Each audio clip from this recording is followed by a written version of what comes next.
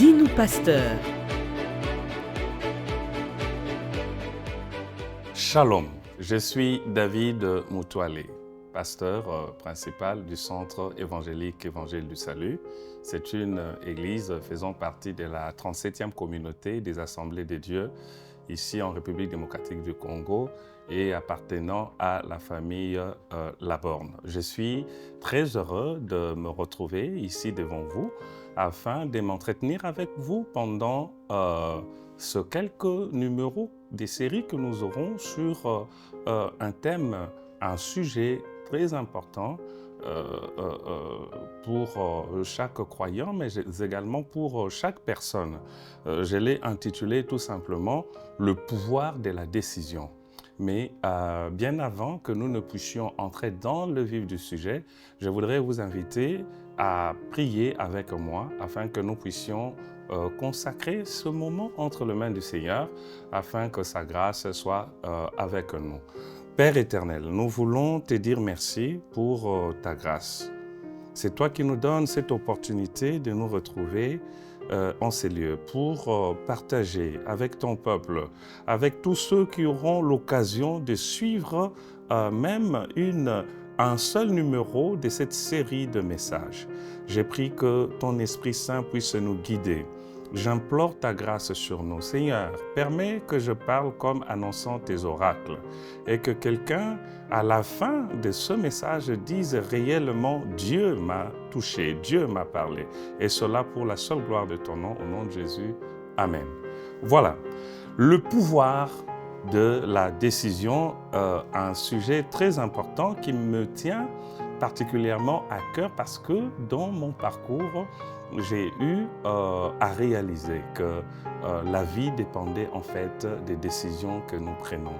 J'ai vu ma vie prendre certaines dimensions par rapport aux décisions prises dans le passé. Vous savez, peuple de Dieu, le plus grand pouvoir que Dieu a donné à l'homme, ce n'est pas d'abord son intelligence, ce n'est pas la force physique, mais le plus grand pouvoir que Dieu a donné à l'homme, c'est la capacité de choisir.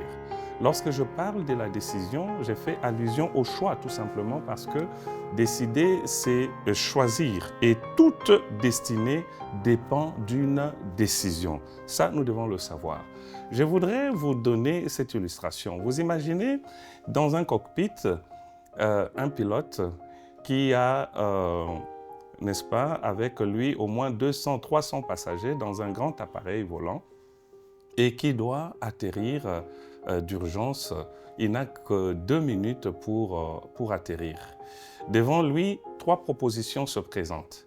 Il y a une piste qui est là, qui est la plus courte, plutôt la plus proche à atteindre, mais qui est inondée. La deuxième piste, elle est longue, mais elle est assez encombrée aussi. La troisième piste, elle est étroite, mais elle est dégagée. Et dans le cockpit, le copilote panique. Et dans le membre d'équipage, le mouvement va dans tous les sens. Le passager crie au secours. Tout repose en ce moment-là sur le pilote. Il n'a que quelques brins de secondes pour décider. Alors, je prends cette illustration pour vous faire comprendre que un simple choix, une simple décision peut, n'est-ce pas, engager la vie de plusieurs personnes, la vie d'une multitude. Donc, en ce moment-là, les 200 passagers ou les 300 passagers dépendent ou sont suspendus à la décision que le pilote va prendre. Je voudrais dire à quelqu'un que la vie ressemble également à ce cockpit. Chaque jour, nous prenons des décisions qui, sur le moment, nous semblent parfois anodines, mais qui déterminent des trajectoires entières. Nos relations, notre avenir, notre foi, notre ministère, tout cela est façonné par la puissance discrète mais redoutable de la décision. Et nous devons le savoir. Lorsque je suis en train de parler du pouvoir de la décision, comprenez simplement le terme pouvoir comme cette capacité ou faculté d'accomplir quelque chose. lorsque vous avez la capacité de faire quelque chose, de modifier le cours des événements, alors vous avez le pouvoir. Et dès le premier livre de la Bible, c'est-à-dire dans le livre de Genèse, nous voyons Dieu doter l'homme de plusieurs pouvoirs. Il a eu le pouvoir de penser, de raisonner, d'imaginer. L'homme avait le pouvoir même de nommer tous les animaux qu'il y avait dans le jardin. L'homme avait le pouvoir de dominer sur toute la création. Il avait le pouvoir de procréer même. Cependant, parmi tous ces dons que l'homme a reçus des dieux, il en est un qui se détache comme le plus déterminant sur le plan moral et spirituel, c'est le pouvoir de choisir. L'homme devait choisir. L'homme était créé libre. Donc, le premier pouvoir, le pouvoir central, c'est le libre arbitre que Dieu a donné à l'homme. Il n'était pas créé comme un robot. Il a été créé avec la capacité d'aimer, avec la capacité de refuser, avec la capacité d'obéir ou de désobéir. Ça, c'est l'homme. Et ce pouvoir de décision est un privilège redoutable, capable d'ouvrir des portes, de faire des progrès. Ça pouvait aller dans le sens positif comme dans le sens négatif. Je voudrais vraiment attirer votre attention, peuple de Dieu.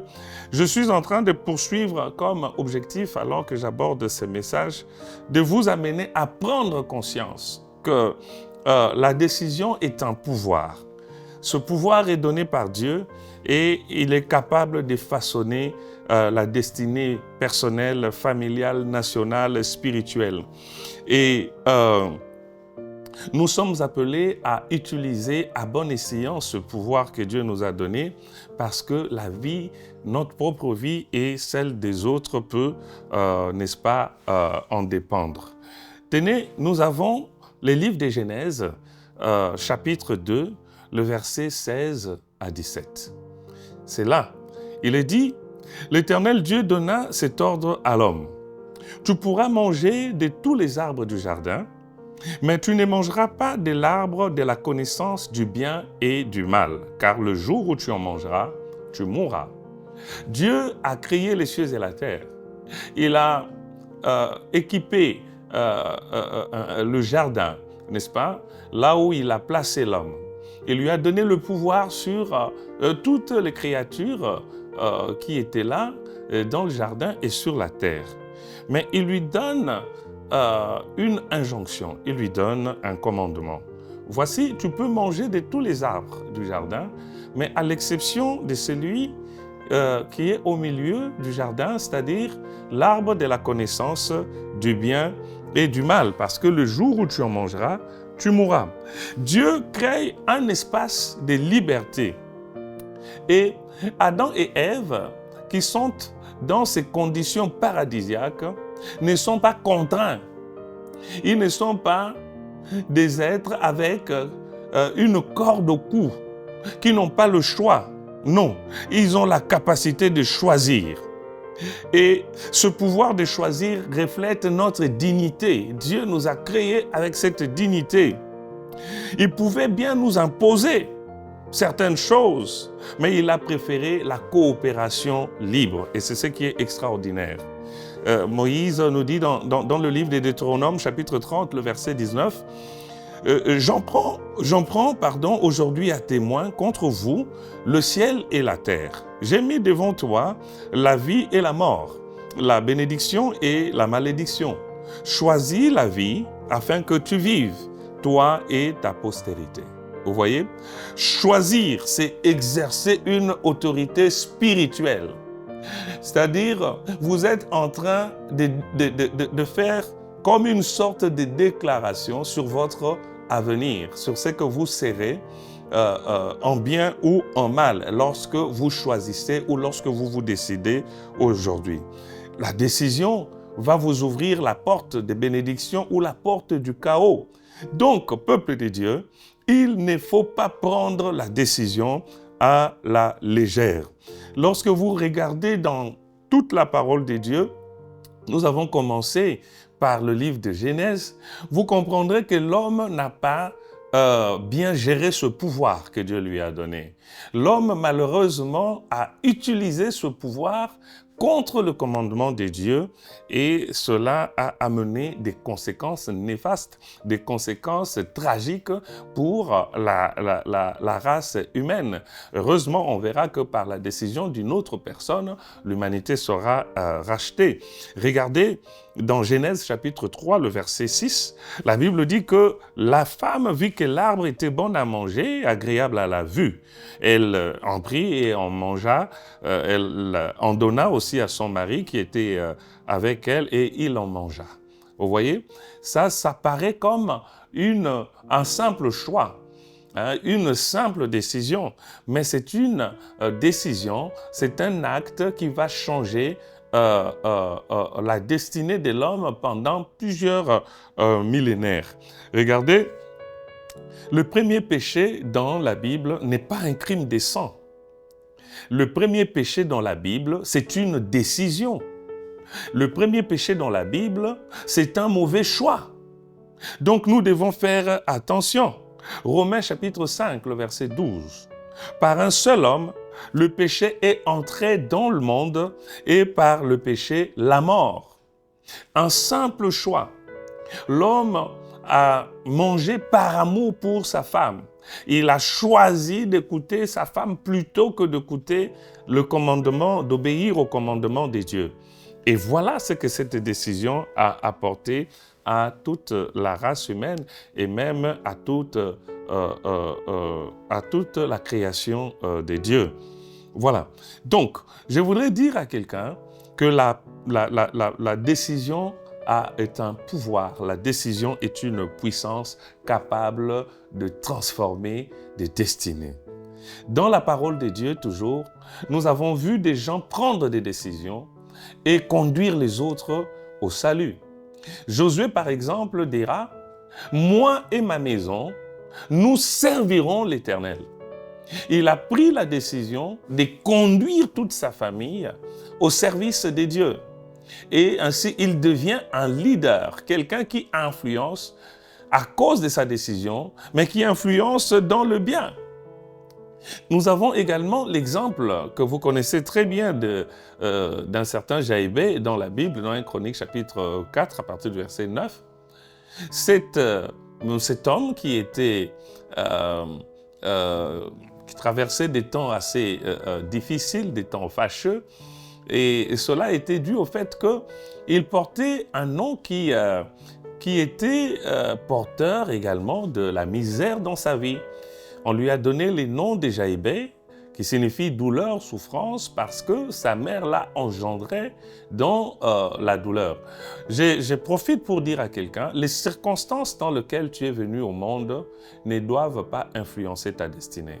Peu importe la manière dont tu es venu dans le monde, peut-être que tu es le fruit d'un viol ou de l'inceste, peu importe, tu as été un enfant indésirable, mais cela ne doit pas façonner ta destinée. Cela peut amener les gens à te coller des sobriquets, à croire que tu n'auras pas de destinée. Mais le dernier mot dans ta vie ne dépend pas de ce que les hommes disent, mais ça dépend de ce que l'Éternel, ton Dieu, qui t'a créé et qui t'a envoyé dans ce monde, quelles que soient les conditions ou le moyen par lequel tu es venu, c'est Dieu a le dernier mot pour toi. Et c'est ce que Jaïbé a compris. Il ne s'est pas laissé faire. Il n'a pas dit, oui, moi je vais rester comme ça parce que je n'y peux rien. Jaïbé s'est décidé de changer le cours des choses par la décision. Quelle a été cette décision? Celle de prier, de dire « Seigneur, j'en ai marre, j'en ai assez de cette vie, je veux que ça change. » Et pendant que je suis en train de parler, je suis en train de prier que Dieu crée cette révolution intérieure. Au-dedans de toi, toi qui es en train de subir la vie, tu n'es pas appelé à subir la vie, tu es appelé à influencer les autres dans ce monde en vivant effectivement la vie à laquelle Dieu t'a appelé dans la mesure où tu décides de la connaître et de la vivre. Et Jaïbé a vu sa décision, sa destinée à être changée grâce à la décision qu'il a prise. Nous avons également l'épisode du fils prodigue. Nous savons cet enfant qui avait demandé à son père la part de ses biens et il est allé dilapider cela avec le prostitué. Et dans son cœur, il savait qu'il n'avait plus de droit, il n'avait plus d'héritage. Comment retourner auprès de son père? Il est allé d'abord dans une première décision, travailler quelque part, où on l'a envoyé carrément à la porcherie. On l'a envoyé à la porcherie et il a commencé à travailler, mourant de faim, désirant de manger ne fût-ce que la nourriture que l'on donnait au porc, mais il n'avait pas accès à cela. Jusqu'à ce qu'il y ait quelque chose, une sorte de déclic dans son cœur, il dit « mais ce n'est pas normal, ce n'est pas vrai, pourquoi dois-je continuer à souffrir ainsi? C'est vrai que j'ai mal agi, mais mon père reste mon père. » Je voudrais dire à quelqu'un qui me suit, ton Père reste ton Père. Je suis en train de parler du Père céleste. C'est lui qui est amour, c'est lui qui est rempli de miséricorde et de compassion. Quel que soit ce que tu as posé comme acte, le Père reste le Père. On peut toujours revenir vers lui. Et ce qui est agréable, c'est que lorsqu'on revient auprès du Père, le Père nous accueille toujours le bras ouvert en courant. Il court vers nous. Nous pensions que c'est nous qui courions vers lui, mais en fait, c'est lui qui court vers nous parce que son cœur saigne depuis ce jour où nous nous sommes, n'est-ce pas, éloignés de lui. Et grâce à cette décision, cet enfant a vu sa vie être restaurée pleinement. Je suis ici en train de poser d'abord des bases sur la décision, les bases bibliques. Donc, vous pouvez vivre ou expérimenter la restauration à cause d'une bonne décision que vous avez prise. Et que dire d'Abraham? Abraham, nous connaissons, selon ce qui est écrit dans la Bible, qu'il a été au milieu même de ses pères qui adoraient d'autres dieux. Mais cet homme reçoit l'appel de la part du Seigneur, il reçoit une vision, il reçoit cette mission de la part du Seigneur. Dieu lui dit dans Genèse chapitre 12, « Quitte ton pays, quitte ta famille, ta nation, va dans les lieux où je t'enverrai et je ferai de toi une grande nation. » Bien-aimé, comment obéir dans l'inconnu? Comment aller dans un endroit où personne de ta famille n'a jamais mis les pieds? Dans cette période où les voyages étaient périlleux, vous imaginez, il y avait des coupeurs de route. Ce n'est pas en vain que vous voyez Abraham marcher avec au moins 300 hommes. C'était pour des raisons de sécurité. Mais comment prendre une telle décision et faire un saut vers l'inconnu? Comment obéir? Il a obéi. Et cela ne s'est pas arrêté là. Et le Seigneur reviendra encore dans Genèse chapitre 22, versets 2 à 3, pour lui dire, Abraham, maintenant tu me donnes ton fils. Tu as été stérile pendant plusieurs années.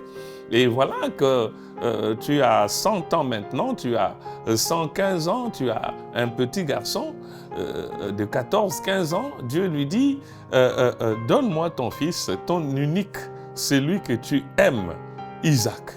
Parce qu'il savait qu'il y avait Ismaël à côté. Mais le fils légitime, le fils de la promesse, c'est Isaac. Et Dieu demande, mais comment obéir à cette voix, à cette personne que je ne vois même pas? Il a obéi, il a écouté. Le matin, il s'est levé et il est allé faire ce que Dieu lui a demandé. Vous comprenez que la foi véritable commence là où la raison s'arrête. La décision d'Abraham ouvre la voie même à l'alliance messianique parce que quelqu'un a pris une bonne décision d'obéir. Nous avons, bien aimés dans le Seigneur, intérêt à comprendre cette réalité ou cette vérité autour de la décision. Lorsque vous décidez, vous êtes en train de sculpter votre destinée. Chaque décision que vous prenez est une sémence. Une sémence en bien ou en mal par rapport à votre vie, par rapport à votre destinée. C'est Galates qui le dit, Galates chapitre 6, le verset 7, que ce qu'un homme aura semé, il le moissonnera également. Donc, si vous prenez des décisions aujourd'hui qui sont de nature à vous amener dans une destinée meilleure parce qu'elles sont alignées dans la volonté de Dieu, alors croyez-moi, bien-aimés de Dieu, bien-aimés dans le Seigneur, demain vous aurez un avenir meilleur. Mais si vous prenez des décisions immorales, des décisions qui sont de nature à vous amener, à vous contraindre demain à vivre dans la souffrance et la médiocrité, vous serez en train de sacrifier non seulement votre vie, mais également celle de plusieurs personnes. Et ici, je voudrais profiter pour dire que la décision est contagieuse. La décision est contagieuse. Elle peut être contagieuse positivement ou négativement. Vous voyez un peu, il y a des gens comme des Néhémie qui ont pris des bonnes décisions et qui ont influencé, n'est-ce pas, les peuples à la reconstruction des murailles, au retour à la foi, à la parole, à l'obéissance à la parole de Dieu. C'était des bâtisseurs, des gens extraordinaires. Ils ont influencé. Il y a Daniel, par exemple, qui a entraîné ses trois compagnons. Mais nous avons également une décision qui peut être contagieusement négative. Vous avez l'exemple de Roboam, qui prend une décision sans réfléchir. Et comme conséquence, c'est le royaume qui est divisé.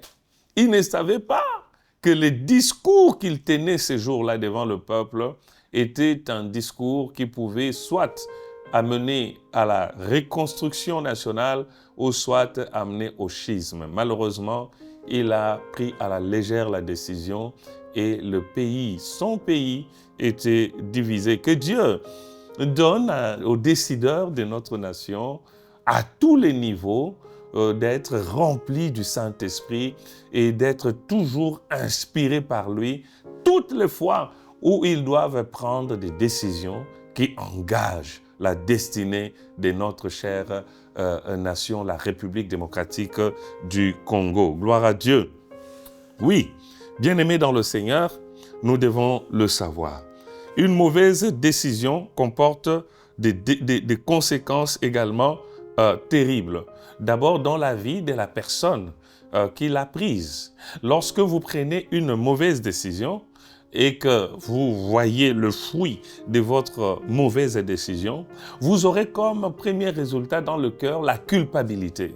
Vous sentirez que vous avez mal agi. Mais pourquoi j'ai fait ça? Pourquoi? C'est comme ça que Adam se cache. Lorsqu'il a mangé le fruit, et la Bible dit, leurs yeux s'ouvrirent, ils connurent qu'ils étaient nus. Ils se sont rendus compte qu'ils ont mal agi, qu'ils ont pris une mauvaise décision. Et qu'est-ce qui se passe? Il va aller se cacher. Genèse chapitre 3, verset 10. Il se cache. Aujourd'hui, il y a beaucoup de gens qui se cachent à cause des mauvaises décisions prises hier. Vous vous cachez. Et pendant que je suis en train de parler, vous savez qu'il y a des endroits où vous ne pouvez plus passer. Il y a des personnes que vous ne pouvez plus fréquenter.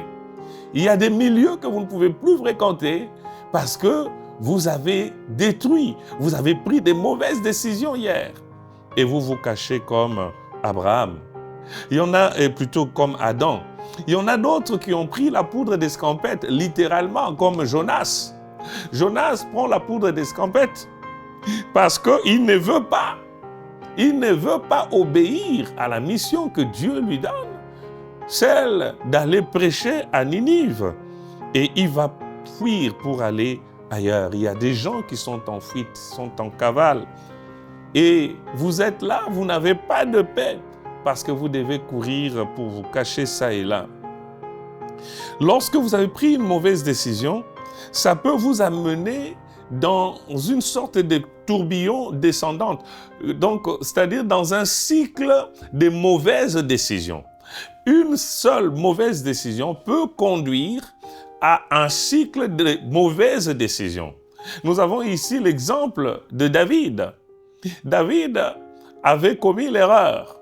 Lorsqu'il a convoité la femme d'Uri, il ne s'est pas arrêté là. Il avait plusieurs femmes dans sa cour et il avait le pouvoir à l'époque de pouvoir aussi solliciter d'autres. Mais il est allé prendre une femme mariée d'un de ses généraux fidèles. Cet homme était fidèle non seulement à David, mais il était fidèle à Dieu et à sa nation. Un patriote. Il était au front. David prend sa femme.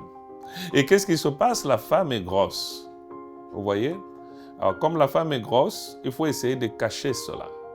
Comment cacher? On fait revenir Uri du front rapidement. Et voilà. Donc, Uri doit aller avec sa femme. Comme ça, on va penser que c'est sa grossesse, c'est son enfant. Mais quand le Seigneur désire exposer quelqu'un, lorsque Dieu veut exposer quelqu'un, même si vous êtes en train de couvrir, ça ne marchera pas. Il y a des gens qui sont comme ça, ils sont dans le péché. Au lieu de se repentir, ils vont pécher après péché pour essayer de se couvrir. Ça ne marchera pas. À un certain moment, vos mensonges seront limités. L'idéal, c'est d'ouvrir son cœur. La Bible dit, si vous dites que vous n'avez pas de péché, vous faites de lui un menteur et sa parole n'est pas en vous. Mais si vous confessez vos péchés, il est fidèle et juste pour vous le pardonner et vous purifier, n'est-ce pas, de toute iniquité. David force cet homme à aller avec sa femme. Et vous imaginez un homme qui revient du front et qui refuse d'aller avec sa femme. C'est tout à fait étonnant, c'est tout à fait vraiment irréaliste. Mais au bout du compte, David doit demander à ce que l'on exécute Uri. Il est entré dans un cycle de mauvaises décisions. Ici, il y a des gens qui sont là. Vous avez commencé quelque part. Et aujourd'hui, vous êtes même dans l'occultisme. Aujourd'hui, vous êtes peut-être dans la prostitution parce que la première décision, mauvaise décision, a entraîné une autre mauvaise décision. Et vous êtes pris comme dans un tourbillon. Vous êtes en train de descendre et de descendre encore. Qu'il me soit permis de vous dire, vous n'êtes pas obligé de rester dans cette position-là. Vous ne pouvez pas constater votre mort comme cela. Pour tous ceux qui vivent, il y a encore de l'espérance. Vous pouvez encore faire quelque chose. Vous pouvez encore revenir à la raison. Vous pouvez encore vivre la restauration. Vous pouvez encore changer votre destinée par une bonne décision que vous allez prendre aujourd'hui. Rappelez-vous, dans la parole de Dieu, il y a des gens qui avaient pris des mauvaises décisions. À l'instar de Pierre, par exemple, lorsqu'il a régné le Seigneur à 3 reprises. Mais regardez l'amour de Dieu, combien il est grand. Jésus, à sa résurrection, il va confier son Église, son troupeau à Pierre à 3 reprises. Pierre l'a régné 3 fois et Jésus lui confie l'Église 3 fois. Il lui dit à 3 reprises, « Paix mes brebis ». Je voudrais ici attirer votre attention sur l'amour de Dieu. Quel que soit le niveau, le fond que nous avons touché, l'amour de Dieu est capable de nous ressusciter, de nous sortir de là et de nous donner une nouvelle identité, une nouvelle image. Je voudrais, avant de clôturer ici ce premier épisode, vous dire que la décision la plus importante pour une personne sur la terre, c'est celle d'accepter Christ comme Seigneur et Sauveur. Qui que vous soyez, vous pouvez être un grand dans ce monde, un décideur dans la politique, dans l'économie, quel que soit votre domaine. Tout ce que vous avez comme position, tout ce que vous avez comme bien aujourd'hui, c'est passager. Mais votre âme, votre esprit est éternel et il doit passer son éternité dans 2 endroits selon le choix ou la décision que vous prenez sur la terre, soit dans l'un ou dans l'autre. Si vous choisissez Christ comme Seigneur et Sauveur, alors vous allez être avec lui pour toujours. Mais si vous choisissez le monde avec ses plaisirs, alors vous serez dans l'autre côté, ça veut dire dans la perdition éternelle. Je voudrais prier avec vous qui prenez cette décision d'accepter Christ comme Seigneur et Sauveur. Dites après moi, Seigneur Jésus, j'ai entendu ta parole et je reviens vers toi de tout mon cœur parce que j'ai réalisé que je suis pécheur. Seigneur, pardonne mes fautes. Lave-moi par ton sang. Je t'accepte aujourd'hui comme mon Seigneur et mon Sauveur. Dirige mes pas, dirige ma vie par ton esprit aujourd'hui, demain et pour toujours, au nom de Jésus. Amen. Gloire à Dieu. Que le Seigneur vous bénisse et que sa grâce repose sur vous. À très bientôt. Amen. Dis-nous, pasteur.